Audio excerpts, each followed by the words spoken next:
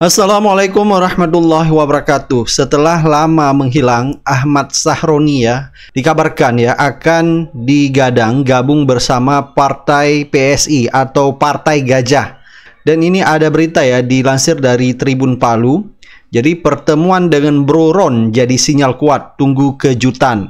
Jadi kemarin Ahmad Sahroni sempat viral fotonya bersama Bro Ron. Bro Ron ini adalah wakil dari ketua PSI dan menurut info bakal bergabung bersama Partai Gajah. Jadi banyak netizen mengatakan Sahroni ini bakal menjadi termol setelah kemarin juga yaitu Ahmad Ali akhirnya juga bergabung bersama PSI. Kemungkinan dengan bergabung Ahmad Ali di Partai Gajah ini tidak lain adalah mencari perlindungan dari Jokowi. Kita tahu bahwa Jokowi ini masih sangat powerful sekali Bahkan relawannya alias termol seperti Sylvester Matutina sampai sekarang pun kejaksaan belum bisa menangkap Sylvester ini. Dan ini menandakan bahwa kekuatan Jokowi masih sangat diperhitungkan di Indonesia ini. Seperti kejaksaan dan kepolisian masih di bawah genggaman Jokowi. Sepertinya perhitungan kader-kader Nasdem ini yang bergabung ke Partai Gajah ini, kemungkinan mereka berpikir Partai Gajah ini bakal punya kursi nanti di parlemen di Pilpres 2029 Jadi sosok J yang disebutkan oleh Kaisang ini belum dimunculkan oleh Partai Gajah.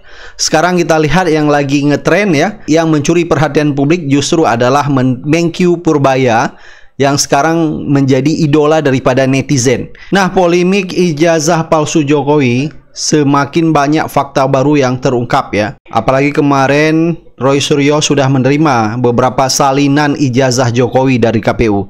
Nah, begitu juga dengan polemik ijazah Gibran. Nah, akhirnya terbongkar fakta baru, diduga ada pasal seludupan untuk tutupi fakta Gibran tak punya ijazah SMA. Jadi menurut Roy Suryo dugaan konspirasi ini bermula dari peraturan KPU nomor 19 tahun 2023 tentang pencalonan peserta pemilihan umum presiden dan wakil presiden. Ia menilai ada pasal yang sengaja diseludupkan untuk meloloskan Gibran meski tidak memenuhi syarat ijazah SMA.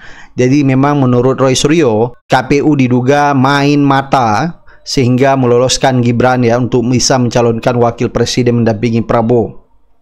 Jadi Gibran ini dinilai tidak memenuhi syarat karena tidak memiliki ijazah SMA.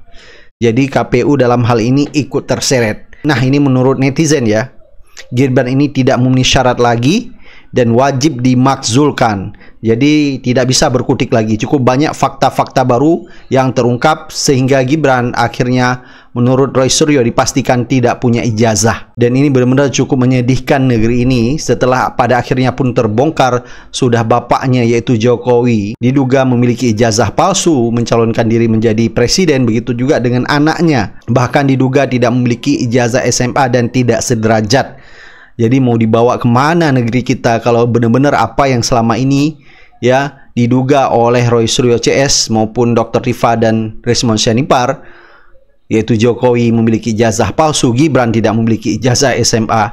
Benar-benar cukup miris sekali negeri ini. Bahkan masyarakat maupun netizen selalu menyuarakan adili Jokowi dan makzulkan Gibran. Kita tidak tahu ke depan apakah Jokowi bisa diadili ataupun Gibran bisa dimakzulkan.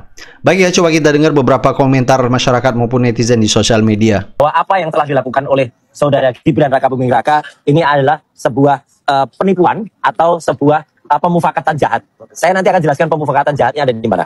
Kalau kita lihat di riwayat pendidikannya, ini dia ditulis dari SD SMP, meskipun SMP-nya ini kepala sekolahnya sudah memberitahu kalau ada kelulusannya, tapi mesti kita cek lagi. Apakah benar dia lulus juga dari SMP Negeri 1 Surakarta ini? Karena kemudian di sini tertulis SMA Orchid Park Secondary School. Menurut data dari Prof. Zulfikar, seorang profesor ahli dari Nanyang University, Orchid Park Secondary School itu SMP plus 1 tahun. Jadi bukan SMA. Jadi tidak benar kalau dia meluluskan atau dia lulus sekolah SMA di Orchid Park Secondary School. Tadi Bang Resmond juga sudah menyampaikan bahwa kami pada saat saya bertiga ini 2 minggu yang lalu ketika masuk dan ditemui Ses Dirjen itu mengatakan kalau ada 2 lembar raport raport kelas 10 dan kelas 11. Itu mesti kita cek apakah benar dan tidak boleh kalau hanya raport kelas 10 dan kelas 11 saja itu sudah bisa meluluskan. Karena di sini kemudian dia ingin ini curangnya atau ini liciknya atau ini jahatnya. Seolah-olah dia nggak mau ngambil UTS Inserts Di sini tertulis 2004-2007. Padahal dia hanya setahun terdaftarnya di kementerian. Bahkan menurut Pak bukan yang dari Australia, Pak Iksan, Pak Iksan Katende, dia hanya 6 bulan dan tidak lulus. Ya, dia hanya masuk ke sana hanya 6 bulan dan tidak lulus. Kemudian baru ke MDAS. Saya tidak mempercayai statement MDAS. Karena apa? Karena MDAS itu rankingnya hanya ranking 46 dari 55 universitas yang ada di Singapura. Dan anak SMP saja bisa masuk sana asal punya duit. Ya, di MDAS itu sudah firm. Itu universitas swasta, ya, bukan negeri.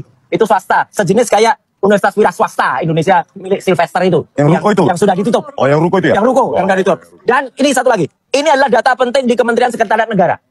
Dia mencatatkan di Kementerian Sekretariat Negara, itu kalau dilihat di sini, 2004 sampai 2004 dia menjadi Ocepat. Kemudian dia masuk ke MDAS dulu. Baru masuk ke UTS. Loh ini gimana? Negara punya data kok kebalik-balik. Ini mengesankan Gibran itu mengambil S2. Padahal jangankan S1. Ya.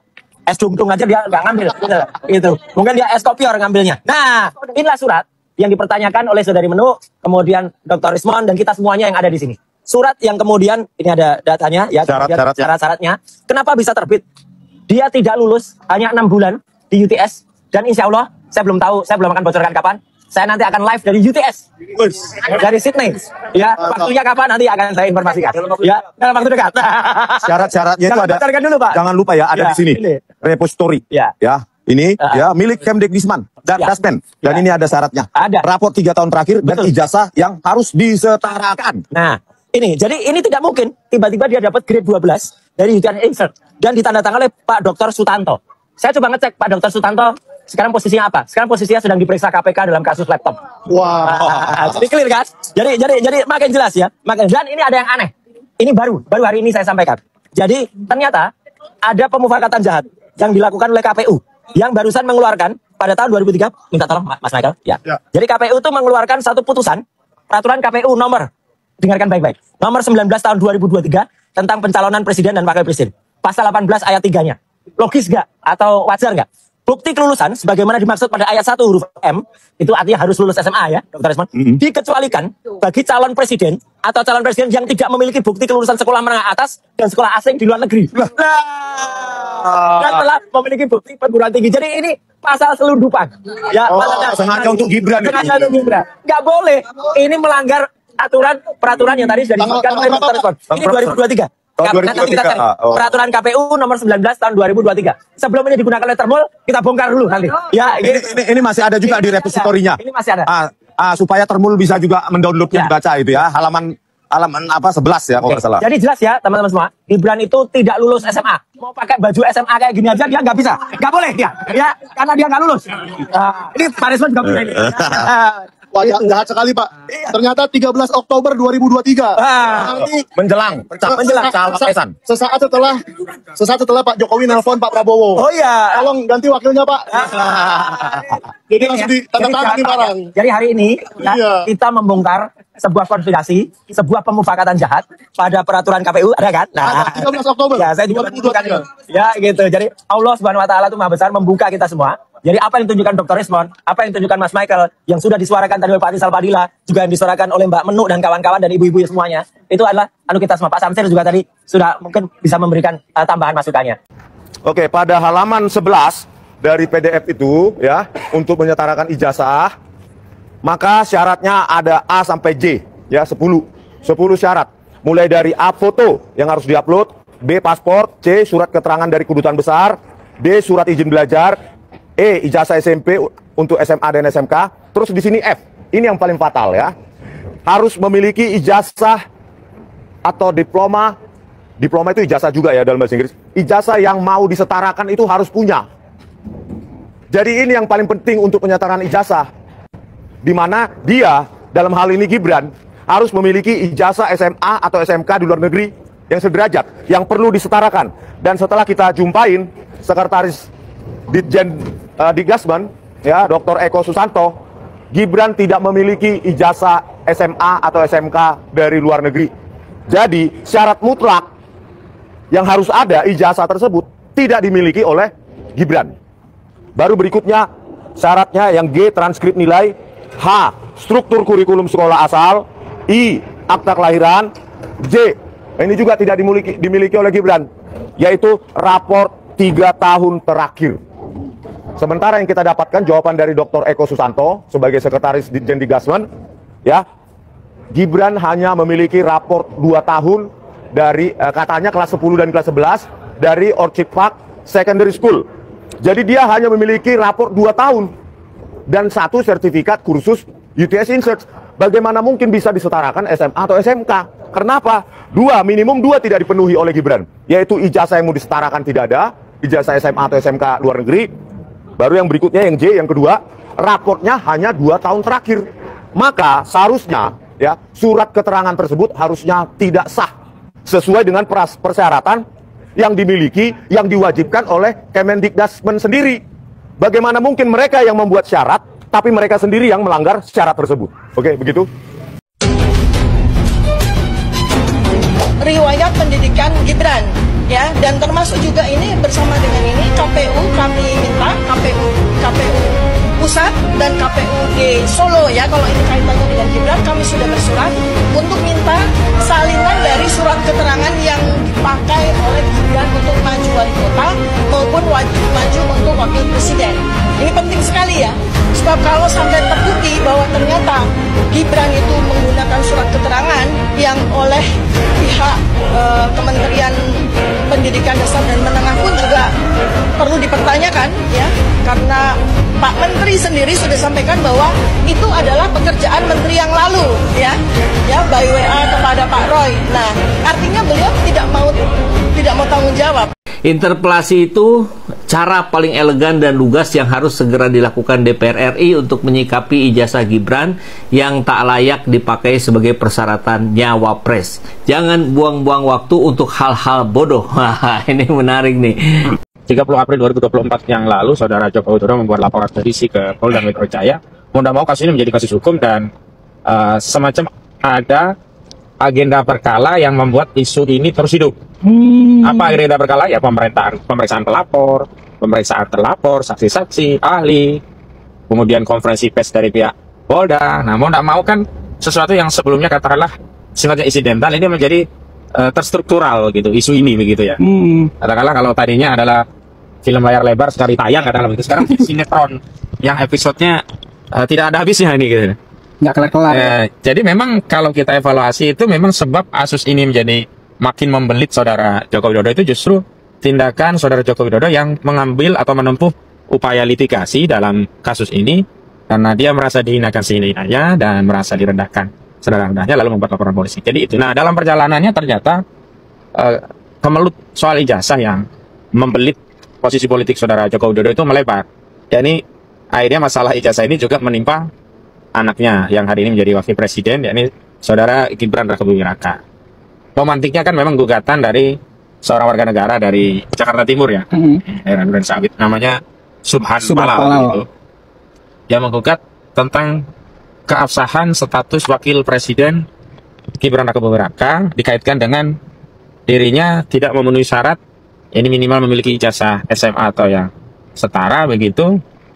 Yang ini merupakan syarat wajib bagi seorang calon presiden atau calon wakil presiden sebagaimana diatur dalam undang-undang ya, Undang-Undang Nomor 7 Tahun 2017 tentang Pemilu, lebih spesifik di ketentuan pasal 169 huruf R ya, atau syarat ke-18 ya. Ini calon presiden atau calon wakil presiden itu kan berpendidikan minimal SMA ya kan, MA, SMK atau MK atau yang sederajat atau pendidikan yang setara begitu. Nah, soalnya adalah ternyata pendidikan Gibran yang dilampirkan dalam kurikulum vitae dan juga menjadi persyaratan itu kan ternyata tidak ada ijazah SMA-nya, tidak ada ijazah SMK-nya, tidak ada ijazah SMK-nya, LAK, madrasah aliyah kejuruan ya. Termasuk tidak ada ijazah yang dinyatakan setara dengan SMA atau sederajat. Yang ada hanya surat keterangan atau suket yang menyatakan seolah-olah Gibran ini pernah menempuh pendidikan dan pendidikan itu dikualifikasi setara dengan SMK. Nah, suket itu yang kemudian dipersoalkan karena suket itu tidak dilampiri dengan ijazah yang setara SMK yang dimiliki Gibrannya itu. Lagi pula kalau itu prosesnya adalah penyetaraan, maka produk hukum yang dijadikan syarat untuk nyalon itu bukan surat keterangan ya, bukan suket ya, tetapi surat keputusan, sihing ya, keputusan dari pejabat atau badan tata usaha negara berkaitan dengan status pendidikan Gibran gitu.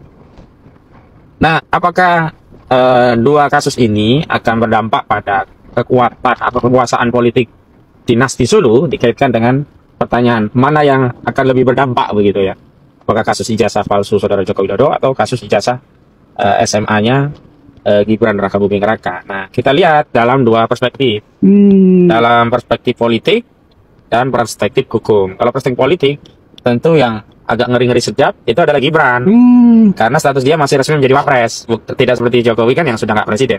Jadi ijazahnya mau asli tidak asli kan nggak ada kaitan dengan jabatan karena dia udah selesai. Iya, betul. Kalau Gibran secara politik, fakta tersebut jika dapat dibuktikan memang tidak memenuhi syarat sebagaimana diatur dalam ketentuan pasal 169 huruf R Undang-Undang Nomor 7 Tahun 2017 tentang Pemilu, maka secara politik MPR melalui usulan dari DPR itu bisa mengaktifasi proses pemakzulan wakil presiden sebagaimana diatur dalam ketentuan pasal 7A Undang-Undang Dasar 1945 khususnya tentang presiden tidak lagi memenuhi syarat, ya. Kan di dalam ketentuan pasal 7A itu disebutkan bahwa Majelis Permusyawaratan Rakyat dapat memberhentikan ya presiden dan atau wakil presiden dalam masa jabatannya atas usulan Dewan Perwakilan Rakyat apabila terbukti melakukan pelanggaran hukum berupa korupsi, penyuapan dan perbuatan kejahatan berat lainnya, pengkhianatan pada negara atau kejahatan berat lainnya, termasuk melakukan perbuatan tercela dan terbukti tidak lagi memenuhi syarat. Nah, kalau Gibran memang nggak punya SMA itu berarti ya Gibran tak memenuhi syarat. Karena syarat untuk menjadi calon wakil presiden atau untuk menjadi wakil presiden minimal punya ijazah SMA yang setara. Nah, kalau Jokowi, nah karena dia mengambil proses hukum di 30 April, maka resiko hukum prosesnya pada Jokowi, karena Jokowi jika terbukti ijazahnya tadi palsu, maka laporan di Barreskrim itu yang harus didahulukan, jadi tentang dugaan pemalsuan dokumen sebagaimana diatur dalam pasal 263 KUHP begitu ya.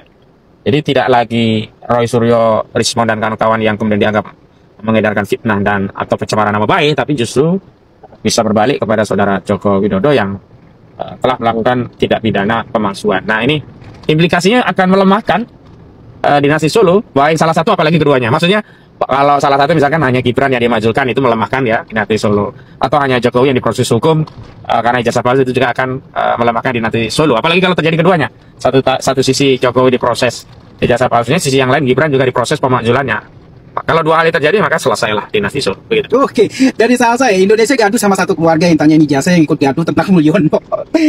Dan lagi pula netizen itu sudah semakin gerah karena tindak tanduk Gibran ini ya. Yang terakhir konon hampir disamakan dengan gayanya Bung Hatta. Ya Allah, memang negeri ini udah kehilangan orang pintar atau bagaimana gitu. Nah, Bung Ahmad Kozinudin, dulu itu Tempo sudah merilis ya 99,99% akun Fufufafa itu identik dengan Gibran. Nah, implikasinya apakah memang bisa memakzulkan dengan cara itu atau dengan cuma ijazah doang? Jadi kalau kita kembalikan ke ketentuan pasal 7A Undang-Undang Dasar 1945, maka Gibran itu berpotensi dimunculkan melalui dua celah. Oh, dua celah. Ya, celah pertama tidak memenuhi syarat, yakni tadi ijazahnya SMA-nya palsu. Yang kedua terbukti melakukan perbuatan tercela, yakni apabila akun Fufufafa itu terbukti punya Gibran. Kenapa? Ya kan apa yang diupload atau di status yang dibuat oleh akun Fufufafa itu kan semua perbuatan tercela. Iya. Perkataan-perkataan kasar, kotor, menghina, bahkan termasuk Presiden Prabowo kan juga diledek ya dengan kata-kata yang tidak layak lah bagi orang tidak berstatus wakil presiden pun tidak layak, apalagi kalau itu dimiliki oleh orang yang saat ini statusnya presiden. Nah, cuman begini, memang syarat secara hukum itu terpenuhi, tinggal masalahnya secara politik. Nah, secara politik ada dua. Pertama, politik di parlemen, yakni di DPR. Yang kedua, politik di tengah rakyat. Bagaimana publik melihat itu? Kalau dua-duanya itu gayung bersambut, di parlemen menghendaki, ada ayat juga mendukung untuk memakzulkan, ya selesai. Gitu. Nah, hari ini kan yang terjadi baru di suara rakyat yang mayoritas kan sebenarnya problemnya itu adalah di kapasitasnya. Katakanlah begini ya, katakanlah kalau dia ijazahnya memang nggak lulus SMA, tapi dia bisa menempatkan diri dalam berbagai forum sebagai representasi orang nomor 2 di Republik ini, mampu memberikan bukti kepada seluruh masyarakat memang dia qualified untuk menduduki jabatan itu. Betul. Misalnya kalau ditanya wawancara wartawan itu nyambung, bahkan memberikan satu keyakinan bahwa oh ini wakil presiden keren ini kira-kira. Tetapi setiap ditanya kan kadang yang ditanya apa, yang dijawab apa, sering nggak nyambung ya. Ya itu yang kemudian orang melihat ini mah cacatnya bukan hanya cacat formil karena tidak memenuhi syarat, secara material ini juga cacat, nggak qualified ini. Nah, ini yang membuat misalnya sejumlah tokoh purnawirawan TNI ya yang terlibat dalam Forum Purnawirawan Prajurit TNI itu kan dalam 8 poin pernyataan sikap kan salah satunya menuntut agar dimajulkan Gibran Raka Buming Raka. Jadi itu problem-problem yang dihadapi, tapi kita tidak tahu apakah nanti dimajukan lewat kasus suhu fafa atau lewat ijazahnya. Tapi dua-duanya itu bisa menjadi pintu dari pemakzulan seorang wakil presiden, dan memang bobotnya bergantung kepada dukungan publik dan dukungan politik di parlemen. Namun sementara ini sih parlemen masih ya belain lah, tapi nggak tahu kan, orang politik di parlemen itu kan pragmatis juga. Kalau anginnya nanti berubah kan bisa berubah juga. Celahnya berarti memang ada dua celah. Nah, dari Roy Suryo ini memang dari pihak pendukung Jokowi memang getol banget ingin segera memenjarakan Roy Suryo. Nah, konon kabarnya ada kalimat Roy Suryo yang anaknya Jokowi yang sekarang masih nggak kalah dari bapaknya. Palsunya nggak kalah ijazahnya, IQ-nya nggak kalah rendahnya lebih gila lagi sebutnya. Nah, konon ke timnya pembela Jokowi itu ingin menyasar pencemaran nama baik atau UITE lah. Nah, apakah memungkinkan itu Bung Ahmad Rozini secara hukum? Untuk kasus Roy Suryo kan sebenarnya sudah pasal itu yang diterapkan. Pasal itu terapkan. Iya kan, Roy Suryo dilaporkan oleh 4 pihak. Satu dari Jokowi, yang kedua ada Andri Kurniawan, yang ketiga ada Lecumanan, yang keempat ada Samuel Sweken. Nah, 4 laporan ini yang konsolidasi di Polda Metro Jaya, yang kemudian ditingkatkan dari penyelidikan ke penyidikan. Ada 2 lagi yang kan dihentikan karena pihak pelapornya mencabut. Nah, apa pasal-pasalnya? Pertama 310 KUHP tentang pencemaran nama baik, kedua 311 KUHP tentang fitnah, 310 tentang pencemaran, kedua 311 KUHP tentang fitnah, ketiga 27A yang disebut tadi, yang menyerang kehormatan oleh sarana ITE, termasuk pasal 32 dan 35 Undang-Undang ITE. Jadi memang sudah dilaporkan dengan pasal itu begitu loh. Nah, jadi apa yang diancamkan itu juga sudah nggak ngefek. Kok jangan diancam, sekarang udah ngelakoni ya. Jadi menurut saya bagi Roy Suryo dan kawan-kawan, saya meminjam istilahnya Rismon lah saat di sebuah forum diskusi media. Bahasanya begini, nggak usah ancam-ancam kami lah dengan tersangka dan sebagainya. Sudah nggak makan lagi lah kalau kayak gitu buat kami. Kayak gitu, nggak ngefek lah, nggak ngaruh. Nggak ngaruh. Iya. Oke, Bung Ahmad Rozini, sebagai saran nih, ini kan anak muda sih sebenarnya banyak gitu. Dan meskipun di dalam satu forum itu Rocky Gerung pernah ditanya juga, meskipun ada cacat di situ. Nah, bagaimana agar rakyat nih biar tidak salah lagi untuk memilih yang cacat seperti ini, Bung Ahmad Rozini? Sebenarnya ada 2 hal ya yang patut diperhatikan. Pertama pilihannya, yang kedua sistem untuk memilih itu sendiri. Kalau pilihannya, sebenarnya beginilah, kita nggak mungkin dapat tempe dari perusahaan yang memproduksi tahu. Sebaliknya, kita tidak akan mendapatkan tahu dari perusahaan yang memproduksi tempe. Walaupun kedua-duanya sama-sama bahan bakunya kedelai. Jadi kalau kita berharap memproses kedelai itu jadi tahu, tapi di perusahaan tempe, ya sampai kiamat ya nggak akan ada yang jadi tahu. Tempe semua. Sampai kapanpun ya. Iya. Nah, hari ini kita sedang memproses apa sih? Ya. Kalau kita sedang mau memproses pemimpin yang dia bertakwa kepada Allah, kemudian memikirkan masyarakat, dan kemudian pemimpin itu menjadikan ya syariat Allah yang takwa tadi untuk memajukan, menyejahterakan masyarakat. Lalu kita masukkan ya kontestasi kepemimpinan itu dalam sistem demokrasi, ya sampai kapanpun nggak akan ketemu pemimpin yang bertakwa yang taat tadi, yang menyejahterakan, karena demokrasi itu memang pabrik untuk menciptakan pemimpin-pemimpin sekuler, pemimpin yang ingkar, yang kalaupun mereka berzina nggak dianggap kejahatan, yang kalaupun mereka makan riba dianggap bukan maksiat, yang penting ya ngatur rakyat gitu doang gitu. Maka hari ini saran saya tidak sekedar bagaimana cara memilih pemimpin, tapi kepemimpinan apa yang akan kita pilih untuk memperbaiki negeri ini ya. Kalau sistem kepemimpinan demokrasi dengan sistem hari ini, ya berapa kali sih kita ikut pemilu sejak tahun 55, hasilnya apa gitu loh. Jadi tidak melulu salah dari sisi pemimpinnya, dalam hal ini Gibran ya, tapi juga sistem kepemimpinannya. Sehingga kalau hari ini saya hanya menyuruhkan carilah orang yang terbaik, ya nggak tepat juga, karena selain orang yang terbaik, kita juga memikirkan sistem yang terbaik. Nah, walaupun orang tadi baik, kalau sistemnya tidak baik, maka akan tersingkir orang-orang baik. Seperti hari ini kan sebenarnya di negeri ini tidak kurang orang yang amanah, orang yang baik, orang yang qualified, tapi sistemnya itu tidak memberikan kesempatan bagi orang-orang yang amanah untuk bisa muncul sebagai pemimpin gitu. Jadi ya walaupun besok ikut pemilu lagi ya nggak akan ketemu misalkan salah satunya calonnya Ahmad Kozinuddin, kira-kira begitu. Karena sistemnya nggak memungkinkan orang-orang seperti Ahmad Kozinuddin itu untuk masuk kontestasi menjadi pemimpin gitu loh, kira-kira begitu loh. Jadi saya kira ya kita harus berpikirnya lebih luas, lebih perspektifnya lebih komprehensif ya kan. Hendak kemudian latah. Oh ya kalau gitu besok bikin proporsional terbuka, proporsional tertutup, pilpres langsung, pilpres parlementer, capek itu. Karena apa? Ruh utamanya yang sekuler itu tidak disoal. Nah, sementara bagi kita umat Islam meyakini bahwa sekulerisme itu sumber masalahnya justru. Nah, penyelesaiannya adalah dengan menerapkan Islam atau ketaatan paripurna kepada Allah, dan ketaatan paripurna kepada Allah itu hanya mungkin diperoleh kepemimpinannya manakala sistem kepemimpinannya adalah sistem kepemimpinan yang diajarkan oleh Allah dan Rasulnya melalui syariat kita, begitu. Oke, baik ya. Memang rakyat itu tidak punya pilihan atau tidak dihadapkan dengan pilihan. Tapi bukan berarti nggak ada lagi harapan untuk menjadikan sebuah pilihan gitu. Ya, jalan satu-satunya ya kita tetap harus bersuara untuk menyadarkan rakyat agar dia bisa memilih memilih sistem yang lebih baik untuk kedepannya biar rakyat ini lebih sejahtera. Sekian dari kami berdua dari Ujung Negeri Antara Berantap sama saya Orang Lembur. Wassalamualaikum warahmatullahi wabarakatuh.